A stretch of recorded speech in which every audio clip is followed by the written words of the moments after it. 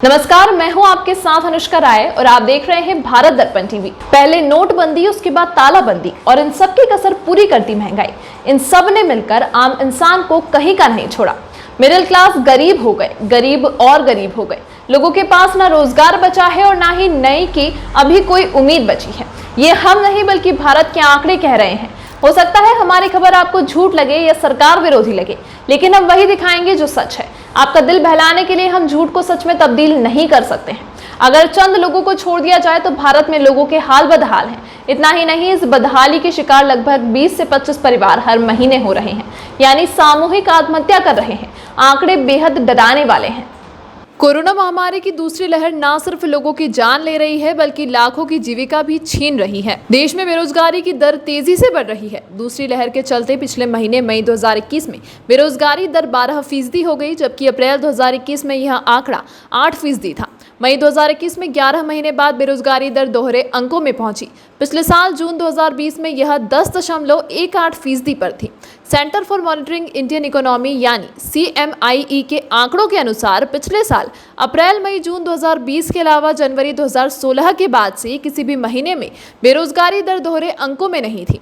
Centre for monitoring Indian economy के मुख्य कार्यपालक अधिकारी महेश व्यास ने बताया कि शोध संस्थान के आकलन के अनुसार इस दौरान करीब 1 करोड़ भारतीयों को नौकरी से हाथ धोना पड़ा है। रोजगार जाने का मुख्य कारण कोविड-19 संक्रमण की दूसरी लहर है। अर्थव्यवस्था में कामकाज सुचारू होने के साथ कुछ हद तक समस्या का समाधान हो जाने की उम्मीद है, लेकिन यह पूरी तरह से नहीं होगी। अप्रैल और मई में 2 करोड़ 27 लाख लोगों की नौकरी छूटी। व्यास के अनुसार जिन लोगों की नौकरी गई है उन्हें नया रोजगार तलाशने में दिक्कतें हो रही हैं। असंगठित क्षेत्र में रोजगार तेजी से सृजित होते हैं, लेकिन संगठित क्षेत्र में अच्छी नौकरियों के आने में समय लगता है। उल्लेखनीय है कि नोटबंदी के दौरान बेरोजगारी दर भारत के इतिहास में सबसे ज्यादा रही थी और पिछले साल मई में कोरोना वायरस महामारी की रोकथाम के लिए लगाए गए देशव्यापी लॉकडाउन के कारण बेरोजगारी दर 23.5% के रिकॉर्ड स्तर तक चली गई थी।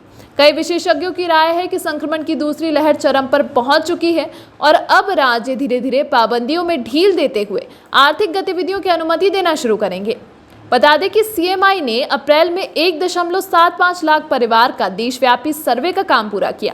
इससे पिछले 1 साल के दौरान आय सृजन को लेकर चिंताजनक स्थिति सामने आई है। व्यास के अनुसार सर्वे में शामिल परिवार में से केवल 3% ने आय बढ़ने की बात कही, जबकि 55% ने कहा कि उनकी आमदनी कम हुई है।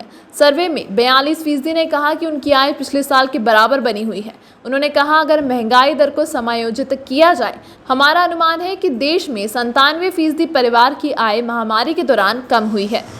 इस अंक में फिलहाल इतना ही। खबरों के साथ बने रहने के लिए देखते रहिए भारत दर्पण टीवी।